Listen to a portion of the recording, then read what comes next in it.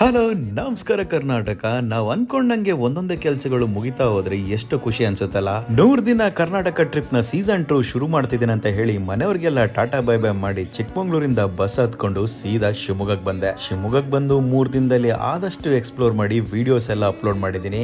In case ನೀವು ಏನಾದ್ರು ನೋಡಿಲ್ಲ ಅಂದ್ರೆ ಹೋಗಿ ನೋಡಿ. ಈ ವರ್ಷದ ಟ್ರಿಪ್ ಅಲ್ಲಿ ನಾನೊಂದು ಪ್ರಾಮಿಸ್ ಮಾಡಿದ್ದೆ, ಪ್ರತಿಯೊಂದು ಜಿಲ್ಲೆಗೆ ನಾನು ಹೋದಾಗ ಆ ಜಿಲ್ಲೆಯಲ್ಲಿ ಯಾವ್ದಾದ್ರು ಒಂದು ಓಲ್ಡ್ ಏಜ್ ಹೋಮ್ ಅಥವಾ ಅನಾಥಾಶ್ರಮ ಅಥವಾ ಅಂಗವಿಕಲ ಕ್ಷೇತ್ರದಲ್ಲಿ ಎಲ್ಲಾದ್ರೂ ಒಂದು ಕಡೆ 10,000 ರೂಪಾಯಿ ವರ್ತ್ ಗ್ರಾಸರೀಸ್ ನ ಡೊನೇಟ್ ಮಾಡ್ತೀನಿ ಅಂತ. ನನ್ನ ಕೈಲಿ ಎಷ್ಟಾಗುತ್ತೆ ಅಷ್ಟು ಸಹಾಯ ಮಾಡೋಣ ಅಂತ ಅನ್ಕೊಂಡಿದ್ದೆ. ಬಟ್ ಶಿವಮೊಗ್ಗಕ್ಕೆ ಬರ್ತಿದ್ದಂಗೆ ತುಂಬಾ ಕೈಗಳು ಸೇರ್ಕೊಂತು.